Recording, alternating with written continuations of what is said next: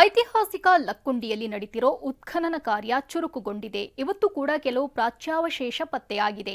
ಈ ಮಧ್ಯೆ ಬೆಟಗೇರಿಯಲ್ಲಿ ರಾಷ್ಟ್ರಕೂಟರ ಕಾಲದ 15 ವೀರಗಲ್ಲುಗಳು ಸಿಕ್ಕಿದ್ದು ಅಲ್ಲೂ ನಿಧಿ ಇದೆ ಎಂಬ ಚರ್ಚೆ ನಡೆದಿದೆ. ಮತ್ಯಾವ ಶಿಲೆ ಸಿಗುತ್ತೋ, ಮತ್ತೆಷ್ಟು ಮುತ್ತು ರತ್ನ ದೊರೆಯುತ್ತೋ, ಯಾವ್ಯಾವ ಲೋಹ ಹುದುಕಿದ್ಯೋ, ನೈಜ ಲಕ್ಕುಂಡಿ ದರ್ಶನ ಯಾವಾಗುತ್ತೋ ಅನ್ನೋ ಕುತೂಹಲ ಹೆಚ್ಚಾಗಿದೆ. ಕಳೆದ 10 ದಿನಗಳಿಂದ ಲಕ್ಕುಂಡಿಯಲ್ಲಿ ನಡೀತಾ ಇರೋ ಉತ್ಖನನ ಮುಂದುವರೆದಿದ್ದು ಶೋಧದ ಜಾಗದಲ್ಲೇ ಬಿರುಕು ಮೂಡಿದೆ. ಉತ್ಖನನದ ವೇಳೆ ದೊರೆತ ಮತ್ತೊಂದು ವಸ್ತು ಪತ್ತೆ. ದೇವಕೋಷ್ಠದ ಮೇಲಿನ ಶಿಖರದ ಪ್ರಾಚ್ಯವಶೇಷ ಪತ್ತೆ. ಹೌದು, ಲಕ್ಕುಂಡಿಯ ಕೋಟೆ ವೀರಭದ್ರೇಶ್ವರ ದೇವಸ್ಥಾನ ಮುಂಭಾಗದಲ್ಲಿ ಉತ್ಖನನ ಮುಂದುವರೆದಿದೆ. ಇವತ್ತು ಉತ್ಖನನದ ವೇಳೆ ದೇವಕೋಷ್ಠದ ಮೇಲಿನ ಶಿಖರದ ಪ್ರಾಚ್ಯಾವಶೇಷ ಪತ್ತೆಯಾಗಿದೆ.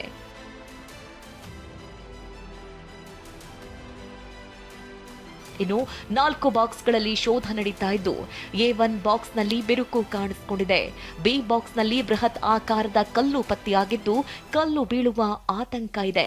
ಇದರ ನಡುವೆ ಸೂಕ್ಷ್ಮವಾಗಿ ಶೋಧ ನಡೀತಾ ಇದೆ. ಈ ಒಂದು A1 ಬ್ಲಾಕ್ನಲ್ಲಿ ಈಗಾಗಲೇ ಒಂದು ಪಕ್ಕದ ಭಾಗದಲ್ಲಿ ಸಾಕಷ್ಟು ಬಿರುಕು ಬಿಟ್ಟಿದೆ. ಹೀಗಾಗಿ ಸುಮಾರು ಈಗಾಗಲೇ 10 ಅಡಿ ಆಳ ಈಗಾಗಲೇ ಉತ್ಖನನ ಕಾರ್ಯ ಹೋಗಿದೆ. ಈಗ ಸಾಕಷ್ಟು ಈಗ ನೋಡ್ಬೋದು ಈ ಭಾಗದಲ್ಲಿ ಎಷ್ಟೊಂದು ಪ್ರಮಾಣದಲ್ಲಿ ಬಿರುಕು ಬಿಟ್ಟಿದೆ. ಯಾವುದೇ ಕ್ಷಣದಲ್ಲಿ ಕೂಡ ಅದು ಒಂದು ಕುಸಿದು ಬೀಳುವಂತ ಸಾಧ್ಯತೆ ಇದೆ. ಲಕ್ಕುಂಡಿ ಬಳಿಕ ಬೆಟಗೇರಿಯಲ್ಲೂ 15 ವೀರಗಲ್ಲುಗಳು ಪತ್ತೆ.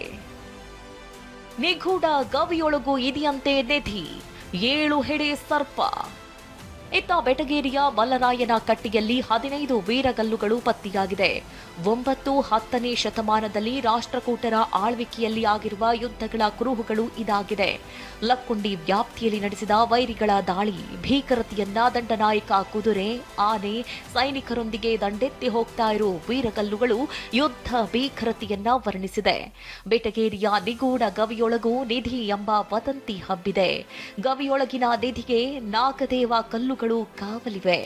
ಇಲ್ಲೂ 7 ಹೆಡೆ ಸರ್ಪವಿದ್ದು ನಿಧಿ ಕಾಯ್ತಾ ಇದೆ ಅಂತಿದ್ದಾರೆ ಸ್ಥಳೀಯರು. ಇದು ಮಲ್ಲರಾಯನ ಕಟ್ಟಿ ಅಂತ ಹೇಳ್ರಿ. ಇಲ್ಲಿ ಹಿಂದ ಮಲ್ಲ ಸರ್ಜನ್ ಅಂತಂದು ರಾಜಕೀಯ ಆಳಿದ್ನಂತ್ರಿ ಇಲ್ಲಿ. ಅದಕ್ಕೆ ಇಲ್ಲೇ ನಿಧಿ ಐತೆ ಅಂತಲೂ ಹೇಳ್ತಾರ.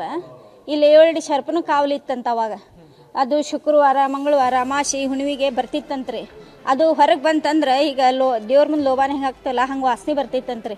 ಇನ್ನು ಲಕ್ಕುಂಡಿ ಉತ್ಸವವನ್ನ ಮತ್ತೆ ನಡೆಸುವಂತೆ ಮಾಜಿ ಸಚಿವ SS ಪಾಟೀಲ್ ಆಗ್ರಹಿಸಿದ್ದಾರೆ.